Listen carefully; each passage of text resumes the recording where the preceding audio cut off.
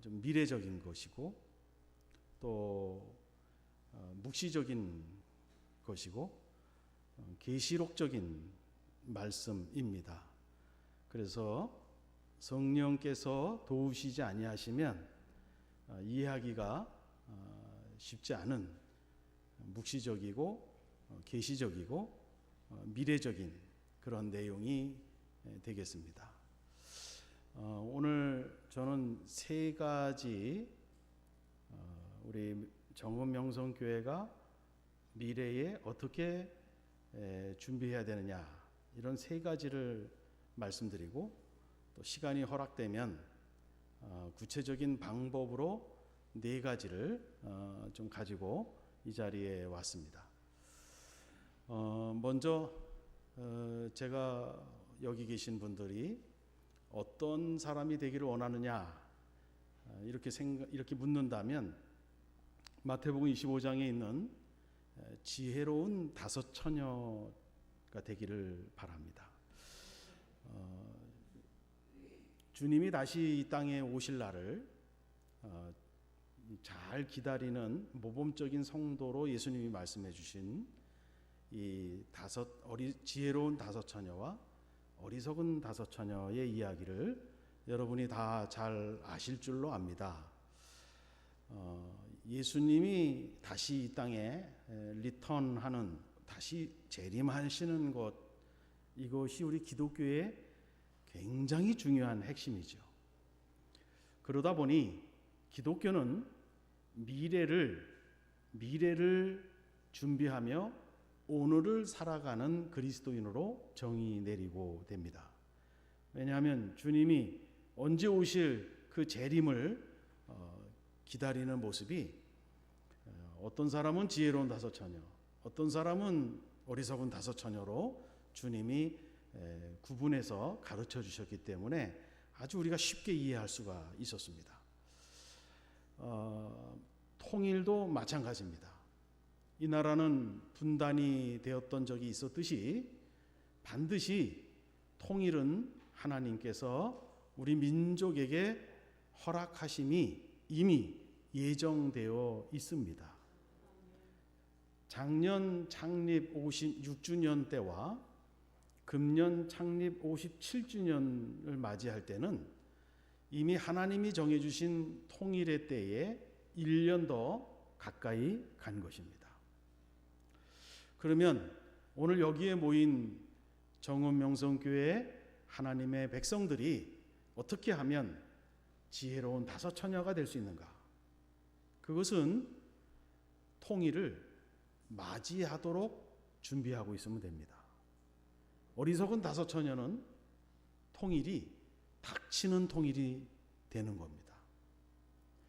닥치는 통일을 맞이하는 정읍명성교회가 아니라 통일을 맞이하는 정읍명성교회가 되는 것이 지혜로운 다섯 처녀가 되는 길인 줄로 믿습니다. 그래서 창립 57주년을 맞이해서 우리 정읍명성교회가 정말 준비해서 등과 기름을 같이 준비해서 그 통일이 왔을 때 두 손 들고 맞이해서 하나님이 예비하신 그 잔치에, 그 통일 쓰임에 들어가는 우리 정읍명성교회가 되는 꿈을 꾸시고 함께 행진해 나가는 그리스도의 군사가 되기를 바랍니다. 오늘 이 제목은 여러분들에게 다소 낯설 수 있는 제목입니다. 이 제목은 케노시스 복음통일이라는 제목은 빌립보서 2장 5절에서 11절까지 말씀을 담아낸 제목입니다.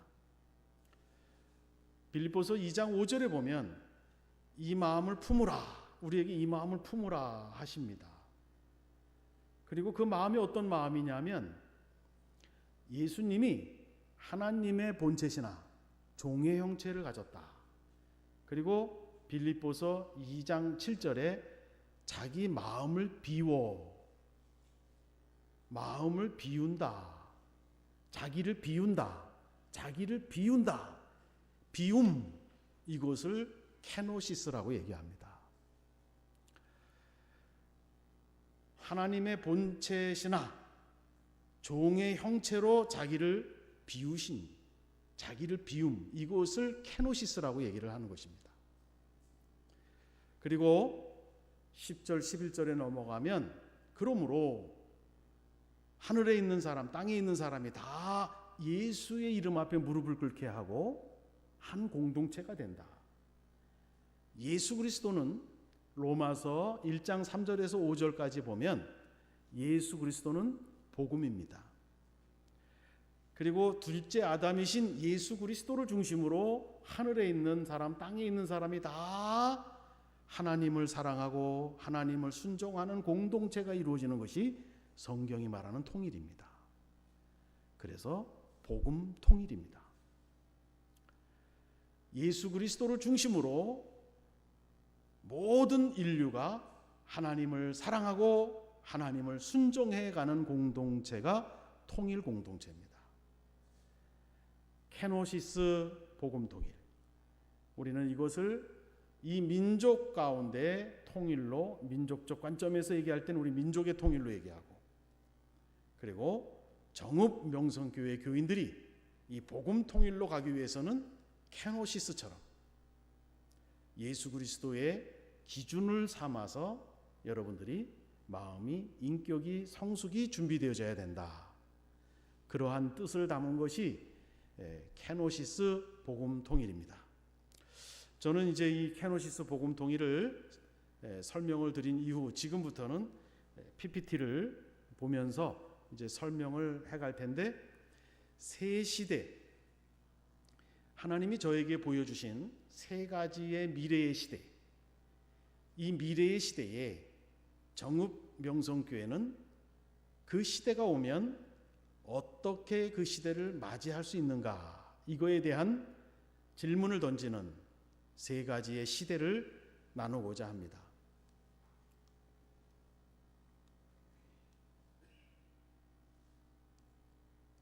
네, 이게 잠깐 제가 실험을 좀 하겠습니다.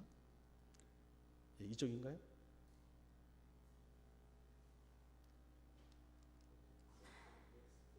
넥스트. 예, 됐습니다. 예, 됐습니다. 예, 먼저 하나님의 평화와 정의입니다. 오늘 담임 목사님이신 우리 권영준 목사님께서 말씀 중에 설명을 한 내용을 좀 반복해서 설명을 좀 드리도록 하겠습니다. 여러분, 평화와 정의의 이 모든 평화와 정의는 하나님으로부터 흘러나오는 줄로 믿습니다. 우린 이것을 분명히 믿어야 됩니다. 예, 먼저 현재 문재인 대통령 행정부가 취하고 있는 통일 정책을 한마디로 표현하면 한반도 평화 프로세스입니다.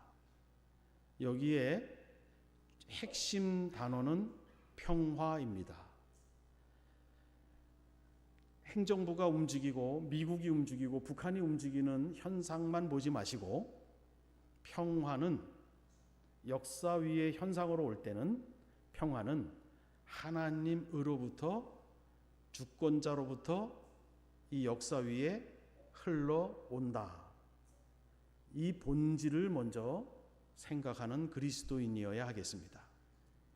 한반도 평화 프로세스가 이루어질 때 과연 교회는 어떻게 대비하는가?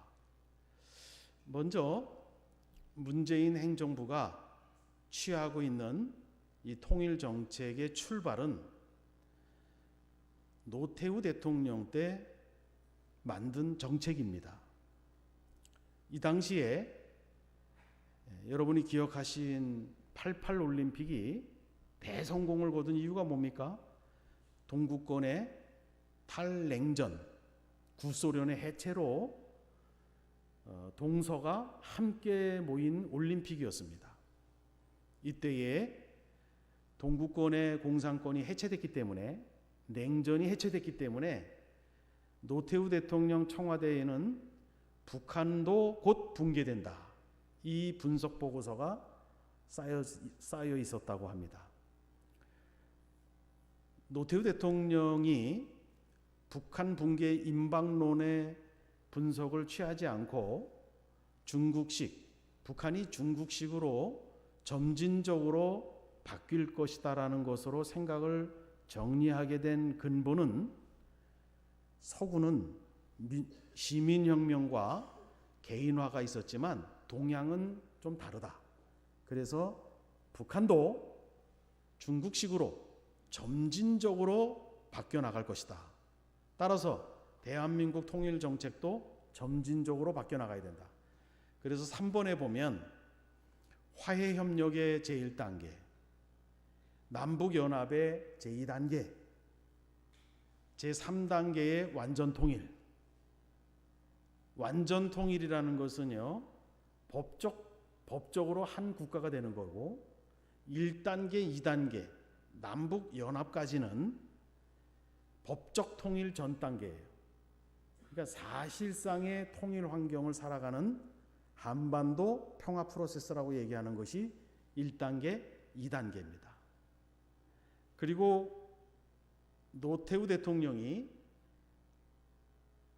60회 이상 남북 고위급 회담을 해서 이미 기본 합의서를 만들어 놨습니다. 상대방의 체제를 인정한다, 화해한다, 교류협력한다, 불가침한다, 군비 감축을 한다, 평화 상태로 전환시킨다. 다 합의가 됐어요, 이미. 요 전에 말씀드렸던 1899년에 요게 대한민국 국회를 통과한 유일한 정책입니다. 나머진 다 선언입니다.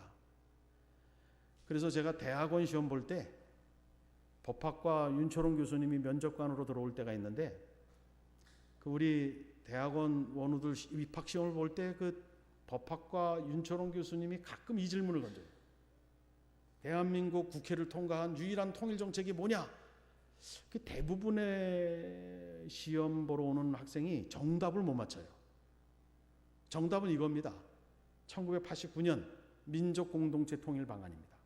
이게 국회를 통과한 유일한 통일 정책입니다. 그 이후에 김대중 행정부에서 6.15 남북 공동선언,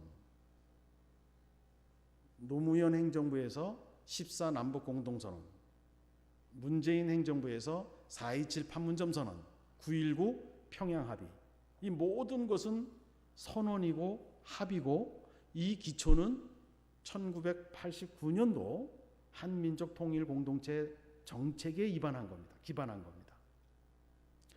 이것은 지금 30년 동안 이 정책은 핵심이 뭐냐면, 이제 한반도에도 남북한의 대치 국면하고 있는 이 냉전 구조를 해체하자. 그리고 사실상의 통일 환경을 열어가자. 디팩토 유니피케이션이에요. 법적 통일 전 단계. 우리가 이것을 쉽게 이해하기 위해서는 중국과 대만을 이해하시면 됩니다. 중국과 대만도 남북처럼 서로 동족 간에 전쟁을 했어요. 체제도 다릅니다. 지금도 무기를 경쟁하고 있어요. 그런데요, 중국과 대만, 이 양안이라고 부르는 이 양안 간에 일주일에 비행기가 몇 편이 운행이 되냐면 840회 이상이 운영되고 있어요. 1년에 대만과 중국의 남녀가 결혼하는 쌍이 1년에 30만 쌍 이상입니다. 대만 사람과 중국 사람의 기업인을 함께 기업을 하는 기업자 수가 200만 명이 넘어요. 여러분, 이것이 사실상의 통일 환경이에요.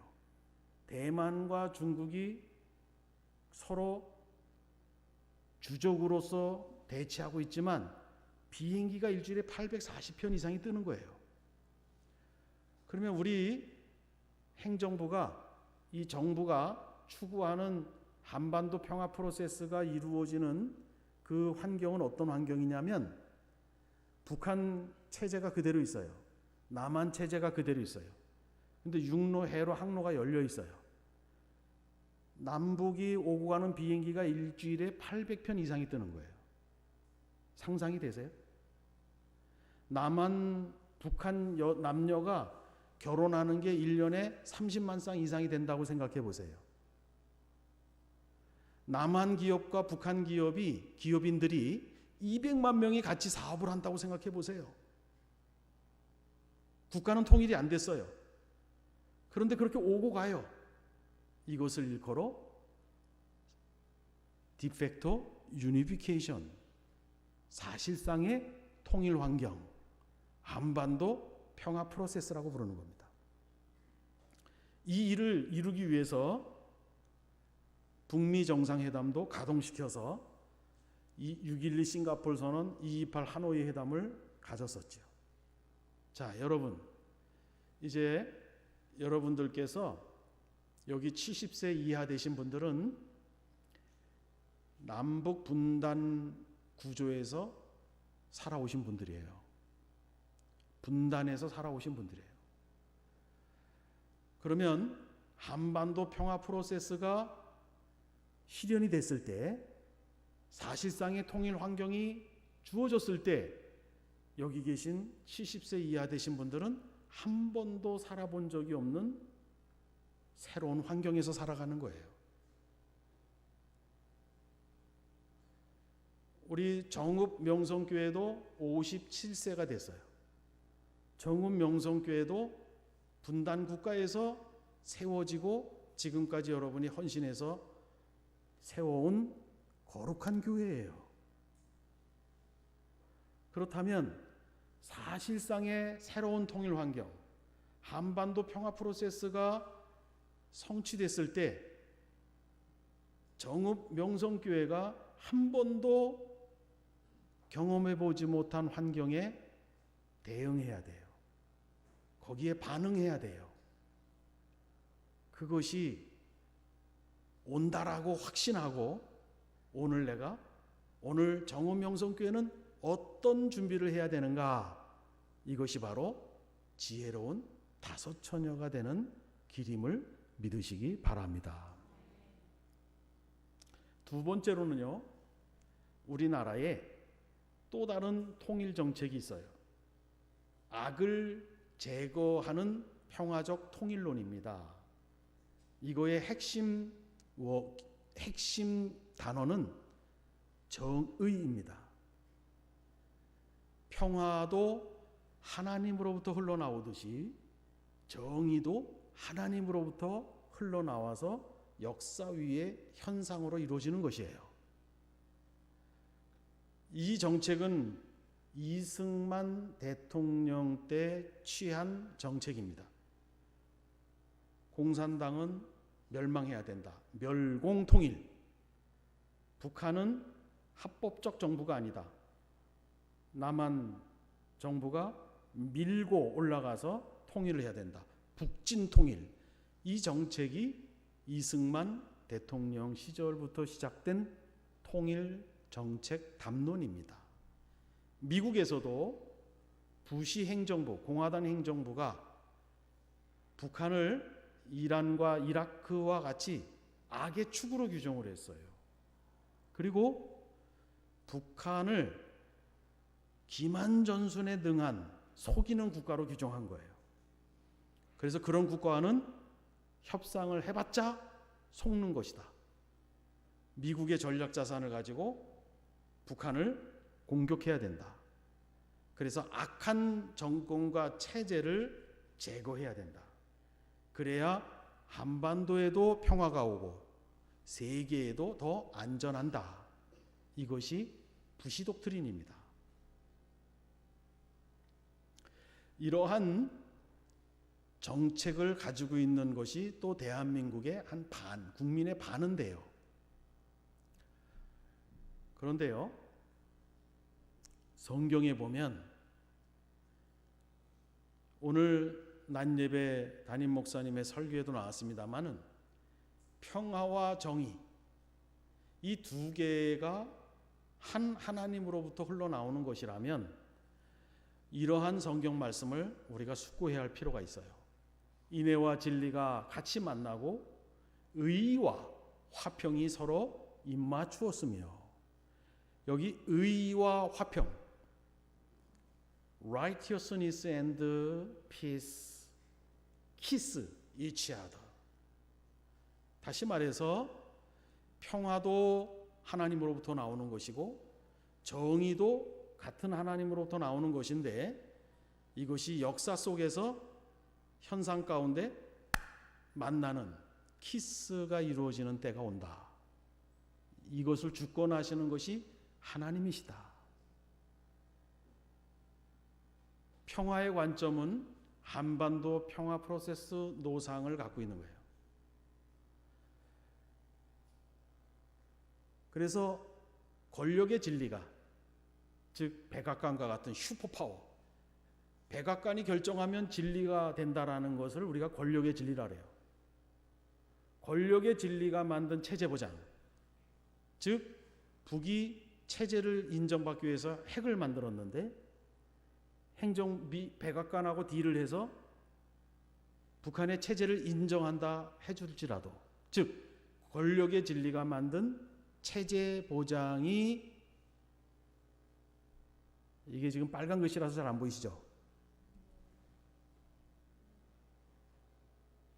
진리의 권력이 만드는 체제 전환이 될 수 있다. 이건 뭐냐면, 권력의 진리는 백악관이라고 한다면 진리의 권력은 평화와 정의를 흘려보내시는 하나님이세요. 진리의 권력이 체제 변환을 이룰 수 있다 하는 내용입니다. 아마 이 말씀이 어떤 뜻인지 이해되시는 분은 이해가 될 줄로 압니다. 세상에 힘 있는 사람은 자기가 만든 기준으로 범법자들로 구성된 체제를 인정해 줄지라도 딜을 잘해서, 그런데 정의를 갖고 있는 인류를 창조하신 주권자는 때가 되면 그 체제를 전환, 변환, 종식시킬 수가 있다.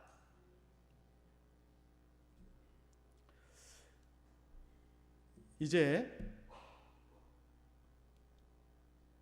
한반도 평화 프로세스가 진행되는 노상인데요, 여기에 지금 하나님의 정의가 작동되는 것을 저는 보도록 늘 귀를 기울이도록 하고 있어요. 여러분 아시는 대로 유대신학에는, 우리 개신교 신학이 유대신학이 빚을 졌는데, 유대신학에는 이런 게 있어요. 창조자 하나님의 거룩한 빛이 들어가지 못하는 이런 어둠의 세계에 조금이라도 틈이 생기면 거기에 하나님의 거룩한 빛이 들어간다. 이런 문구가 있어요. 이런 신학이 있습니다. 즉 어둠에 틈이 생기면 하나님의 빛이 들어간다. 이게 유대신학에 있어요. 북한은 3대에 걸쳐서 철저히 강력한 지도자를 중심으로 한 종교화된 체제 국가를 만들었어요. 그 안에 기독교인이 있을 수 없는, 진정한 마음껏 예배할 수 있는 그런 게 없어요. 그런데요,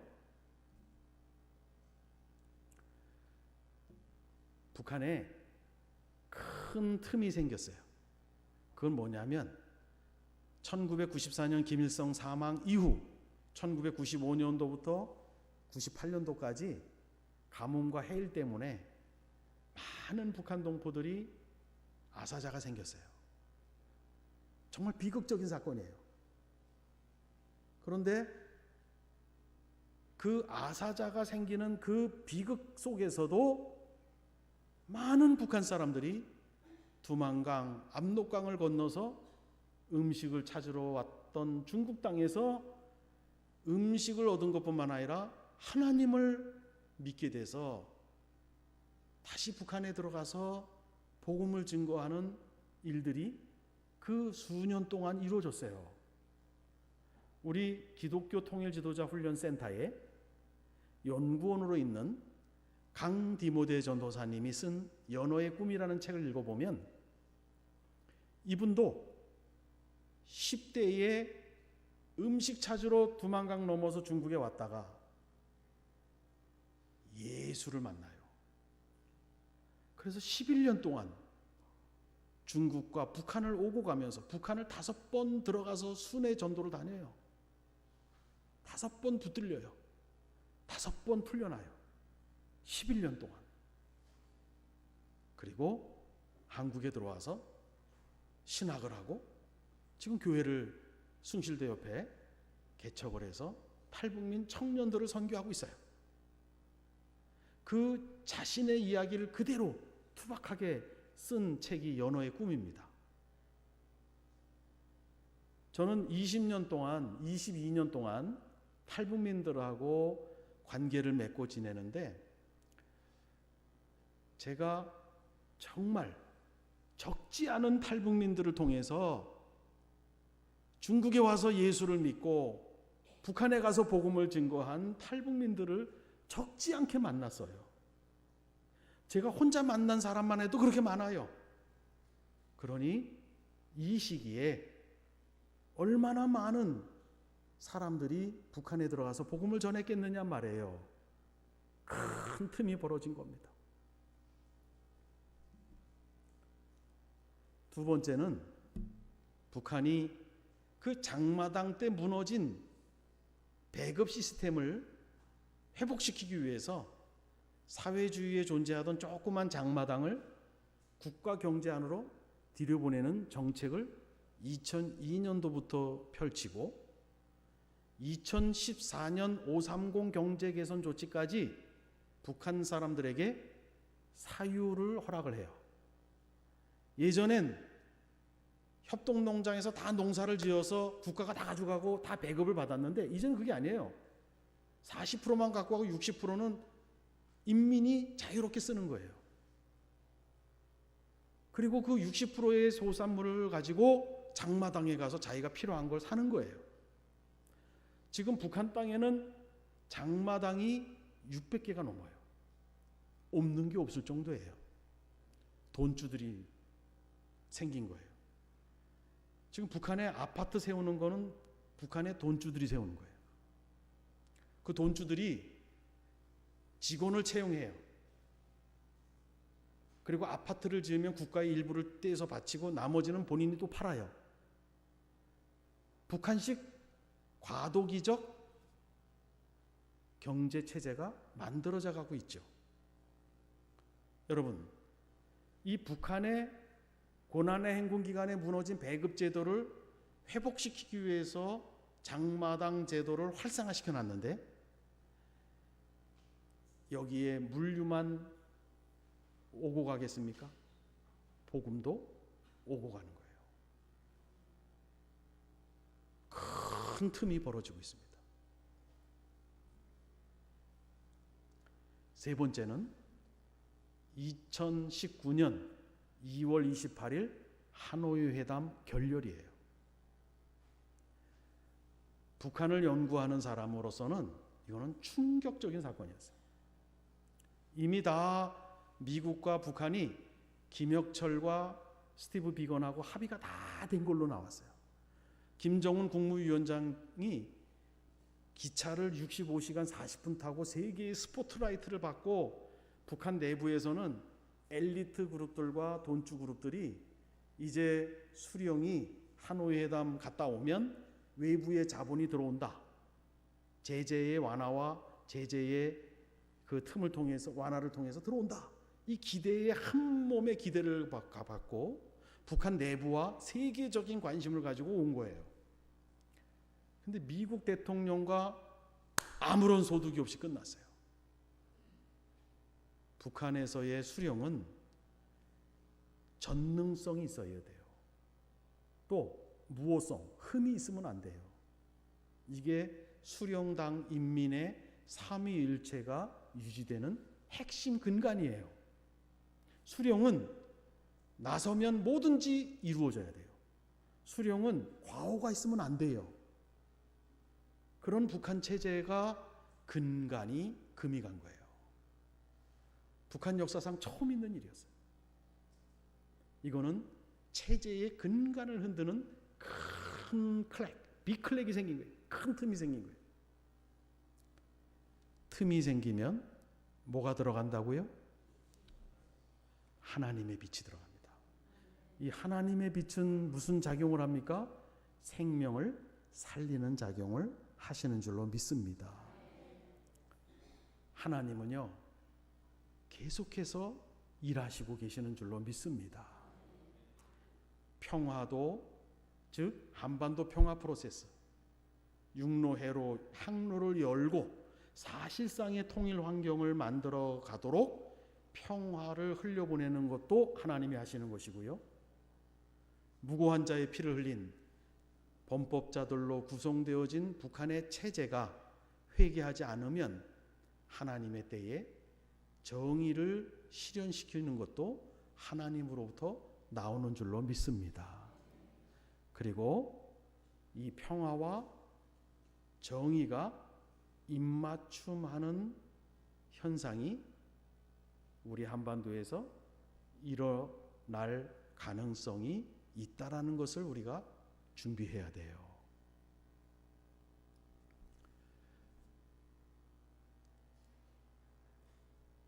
여러분, 제가 지금 말씀드린 하나님이 왜 정의를, 우리 한반도의 남한 땅에도 정의를 하나님이 드러내시지요.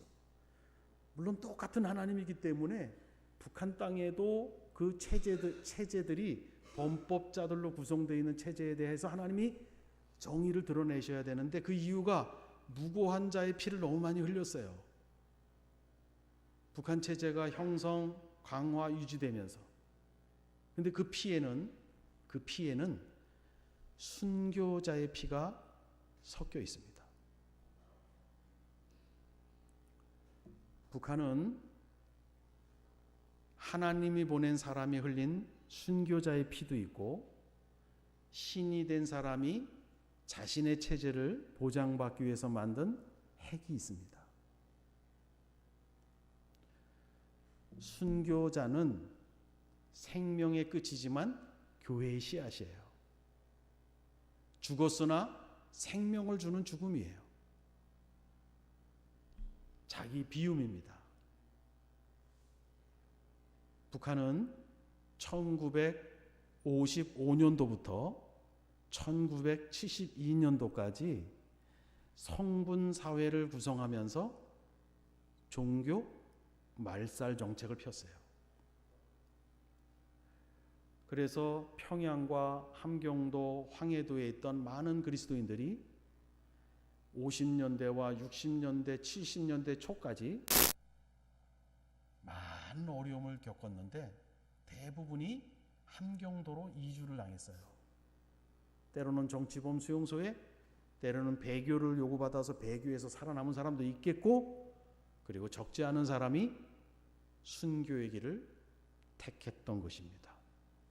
그 숫자는 통일이 된 이후에 밝혀지겠지만, 이 부분을 연구하는 사람은 최소한 10,000명 이상으로 봐요.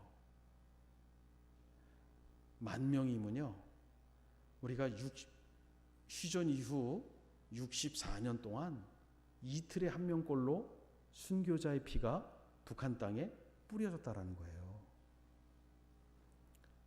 여러분, 지구상 지구본을, 세계 지도를 펴놓고 보세요. 근대에, 현대에 60년 이 현대 시기에 이렇게 많은 순교자의 피가 뿌려진 땅이 북한 땅 말고 또 있는지 한번 보세요.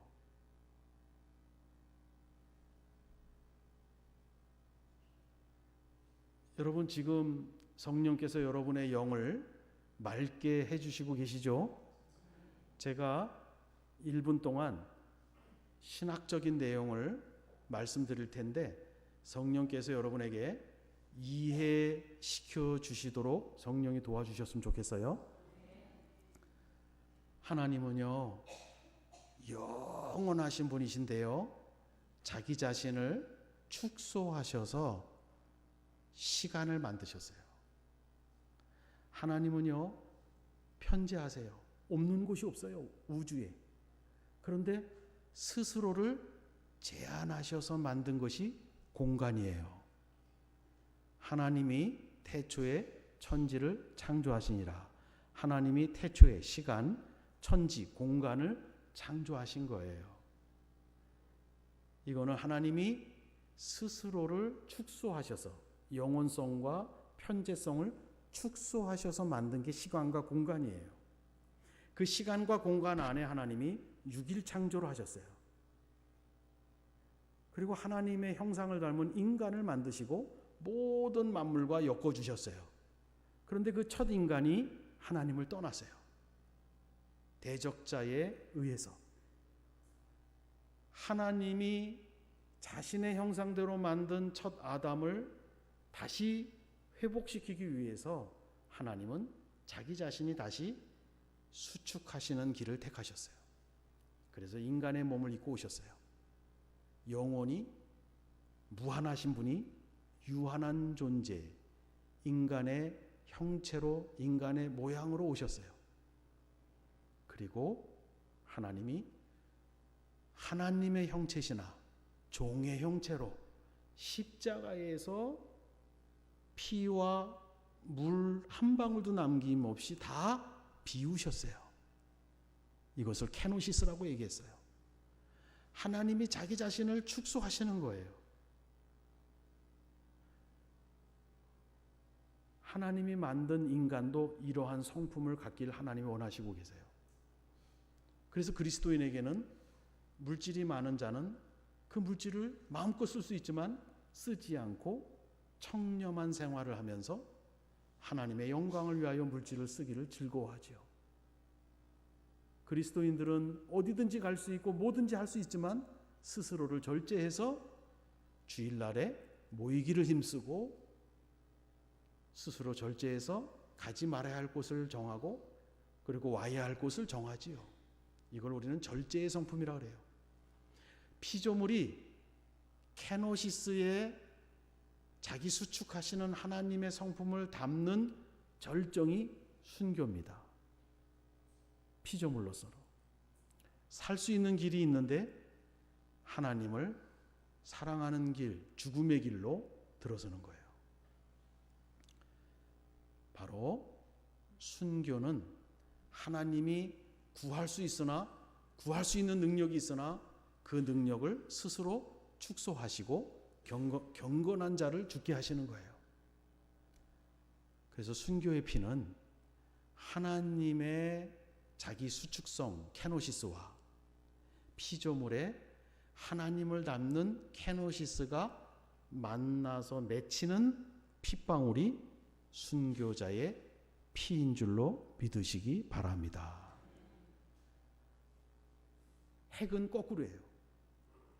이건 하나님의 수축성이 아니라 독일 통일이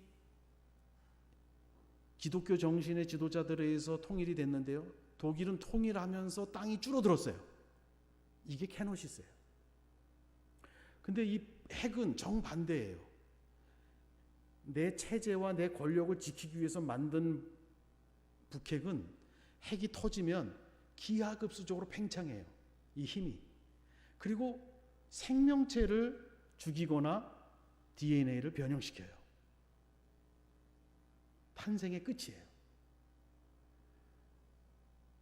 이 순교와 순교자의 피와 북한의 핵은 정반대의 거예요. 하나는 하나님의 것이고 하나는 교만자의 것이에요.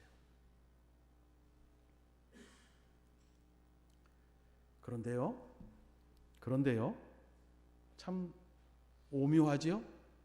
골고다에서 자기를 비우신 케노시스 하신 예수님의 저 흘리신 거룩한 피가 거룩한 자양분이 되어서 골고다로부터 온 세계로 복음의 확장성으로 나갔어요. 오른쪽 보면 거꾸로 달린 것이 순교자예요. 저 순교자의 피도 거룩한 자양분으로 그곳에 교회가 세워지고 영적인 생명력으로 확장이 돼요. 이게 세상이 알지 못하는 신비한 비밀이에요. 하나님은 가장 나약한 가장 종의 형체로 자기를 비운 골고다에서 복음의 능력이 나타난 거예요. 세계로 뻗어간 거예요. 이것을 우리는 꼭 기억을 해야 돼요. 순교자의 피는 시편 116편 15절에 보면 그의 경건한 자들의 죽음을 여호와께서 보시기에 귀중한 것이로다. 계시록 12장 11절 다 같이 읽어보겠습니다. 시작.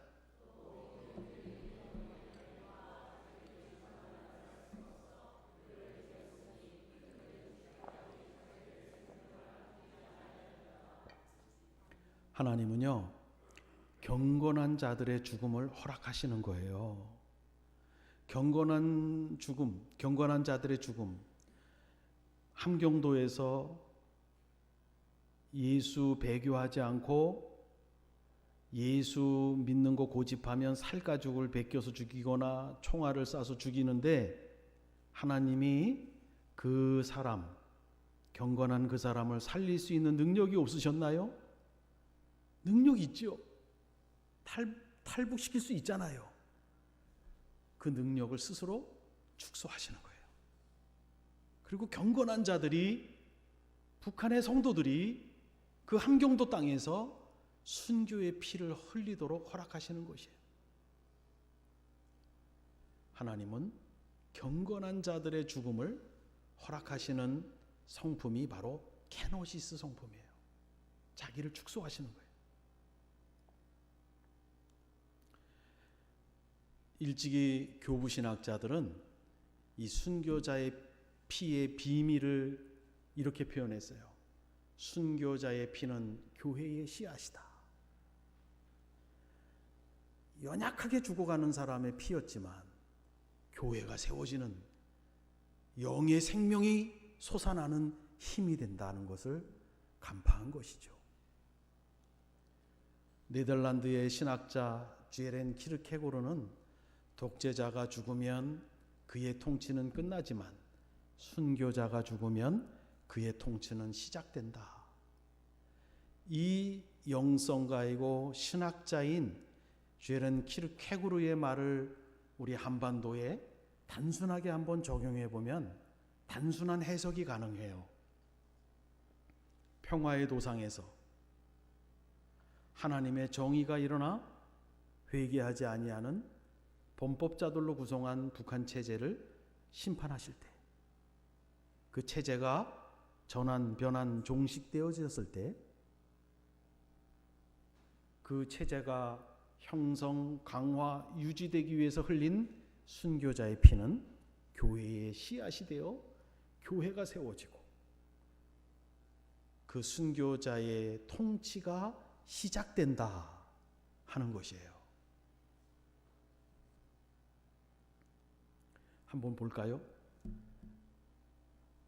우리 한반도의 최초의 개신교 기독교인이 순교했는데 그 사람은 영국에서 온 토마스 선교사예요. 북한 압록강변에서 27세에 1866년에 목이 잘리는 순교를 당했어요. 근데 그때 그 목을 잘린 박춘권이라는 사람도 나중에 영수가 됐고요. 교회의 장로가 됐고.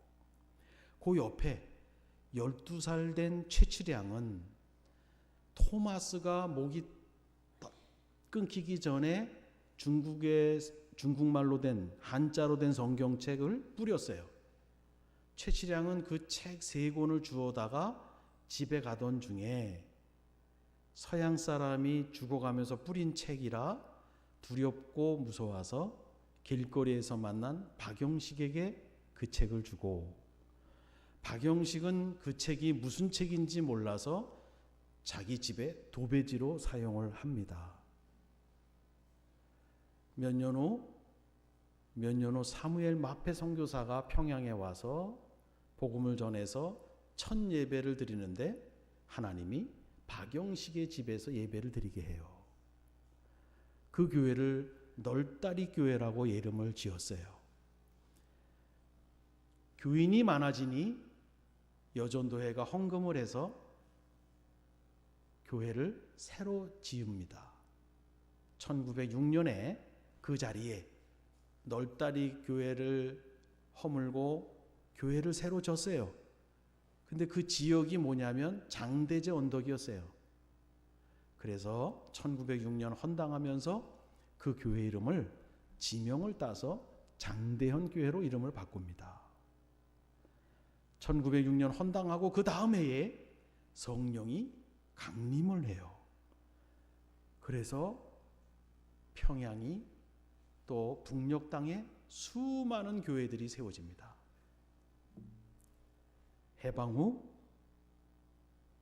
뚜껑을 열어보니까 남한 땅에는 한 1,000몇백 개의 교회가 있었고 북한 땅에는 3,000몇백 개의 교회가 있었어요.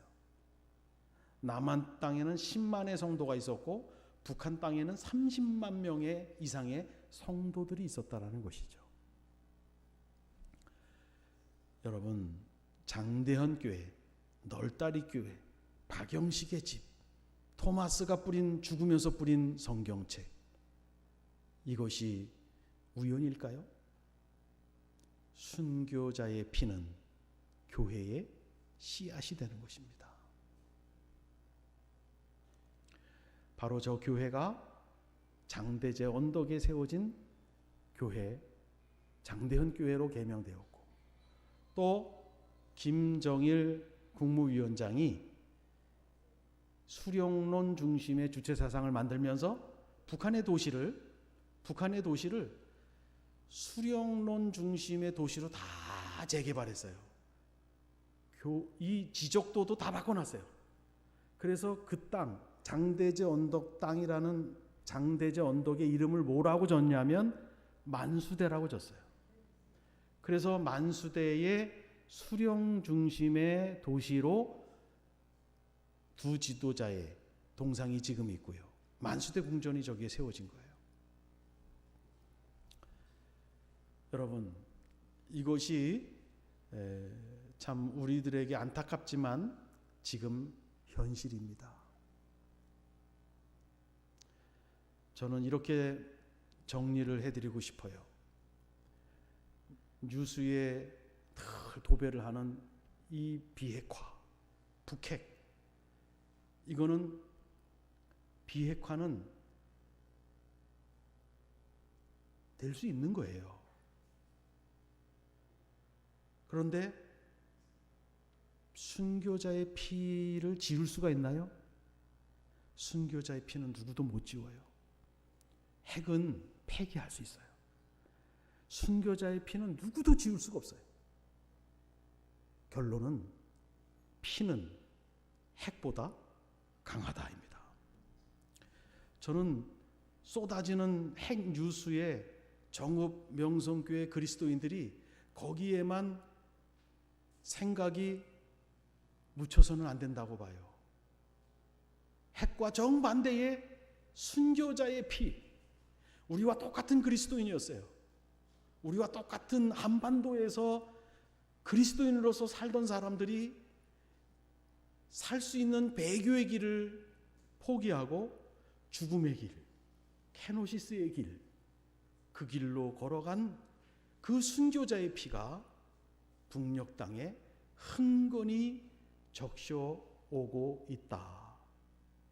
우리는 정읍명성교회 그리스도인에게 간곡하게 호소하는 것은 그들이 흘린 피를 기억하자. 그들이 흘린 피가 교회의 씨앗이 되도록 기도하자. 그들이 흘린 피 위에 북한 땅 위에 그 거룩한 자양분 위에 교회가 세워지고, 그리고 그 성도들이 동진해오는 이슬람을 복음화시킬 수 있는 십자가의 군사가 되도록 기도하자. 계시록적이고 묵시록적인 이야기지만 하나님께서 우리에게 미리 보여주시는 비전으로 함께 볼 수 있는 은혜가 있기를 바랍니다. 이중적 보기에 하나님의 특수주의 선교와 보편주의 선교가 있습니다. 여러분, 이스라엘을 하나님이 택한 것은 이스라엘만 잘 살게 하려고 한 게 아니에요. 이스라엘을 통해서 온 열방이 하나님의 거룩함을 알도록 이스라엘을 부르신 거예요. 그래서 이스라엘을 부르신 것을 특수주의 하나님의 선교, 이스라엘을 통해서 온 인류가 하나님을 알게 하는 것을 하나님의 보편주의 선교라고 얘기를 해요. 북한 선교를 하는 이유는 북한만 복음화시키는 게 아니에요. 북한 2,500만이 하루속히 하나님을 마음껏 예배하는 자유가 오게 하는 것만 아닙니다. 북한을 통하여 세계 구속사의 복음의 확장성으로 나가는 것이 하나님의 궁극적인 뜻인 줄로 믿습니다. 저는 탈북민을 98년도부터 성경 공부를 시켜서 신학교를 보냈어요. 장로의 신학대학교 신학대학원의 제1호 입학자가 제가 양육하던 성경 공부반에 사람이 제1호 입학자예요. 그분을 양육해놓고 그분을 서울영락교회에 전도사로 해놓고 저는 제 서울영락교회를 사임하고 유학을 가야 되는 입장이었어요. 그래서 제 마음에 가장 걸리는 그 탈북민 전도사를 불러다가 당신의 진로를 논의하고 싶다. 당신은 뭘 하고 싶으냐. 그의 입에서 저는 뜻밖의 이야기를 듣습니다. 목사님, 나는 하나님을 알았지 않습니까? 저 북한 동포는 하나님을 아직도 모르고 있습니다. 저를 압록강으로 보내주십시오. 저는 저 북한 동포들에게 한 명이라도 복음을 전하다가 가는 것이 저의 사명인 것 같습니다. 저는 이제까지 그런 대답을 하리라고는 그때까지 생각을 못했어요. 근데 북한 사람들은 그 이후에 제가 깨달은 것은 이 사람들은 절대자에게 충성해 본 경험이 있어서 남한 땅에 와서도 절대자인 하나님을 믿으라고 하는 걸 싫어해요. 그거 싫어서 왔는데 또 믿으라고 싫어해요. 그런데 한 번 하나님을 만나게 되면 그 절대자에게 충성을 다 바쳤던 그것이 몸에 배어 있어서 그대로 여호와의 선교에 온몸을 바치는 거예요. 이러한 하나님의 제사장 백성은 북한 땅 거민 이외에는 이 세계에 존재하지 않는 것 같아요. 우리 남한 그리스도인들은 그렇게 살아갈 수 있는 사람이 몇이나 될까?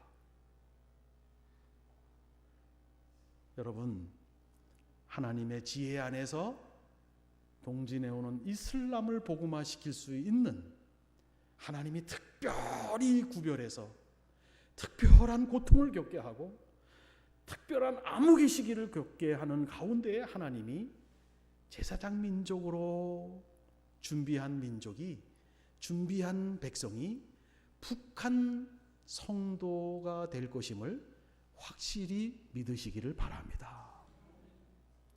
그걸 우리가 미리 내다봐야 돼요. 우리가 앞으로 맞이해야 할 시대예요.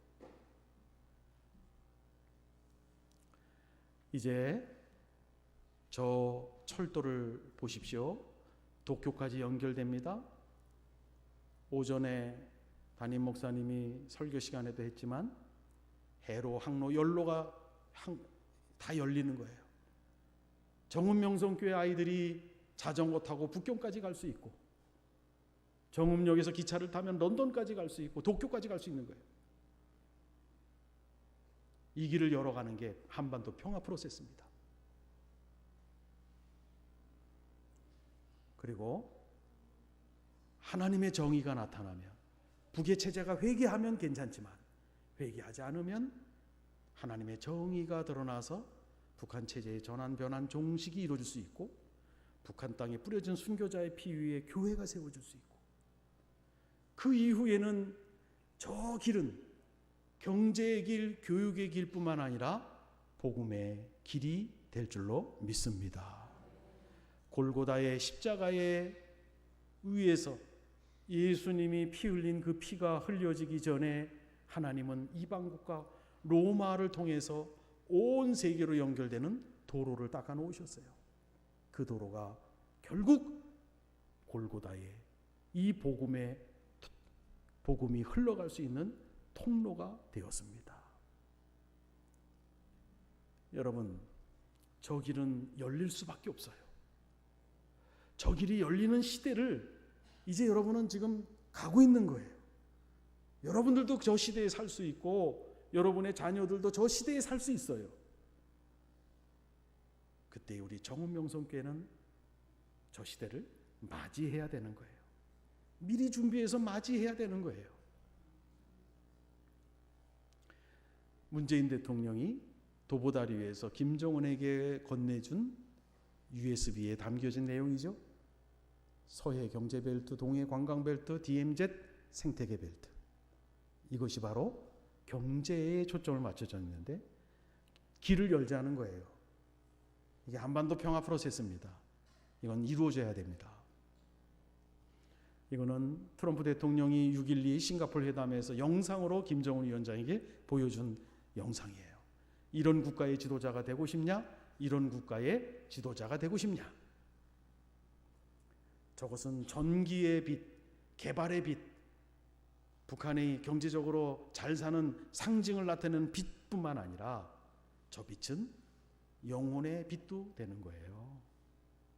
순교자의 피 위에 교회가 세워지고 북한 땅 곳곳에 하나님의 교회가 세워지는 것이죠. 그리고 저 북녘 성도들은 열린 도로를 통해서 세계의 구속사로 하나님이 쓰시는 거예요. 여러분, 그 시대는 이미 작정되어져 있어요. 우리 정읍 땅에 세워진 정읍 명성교회는 이러한 미래가 하나님이 이미 정해졌다면 그 미래를 놓고 작년 56주년보다 이제 57주년이기 때문에 1년 더 다가섰습니다.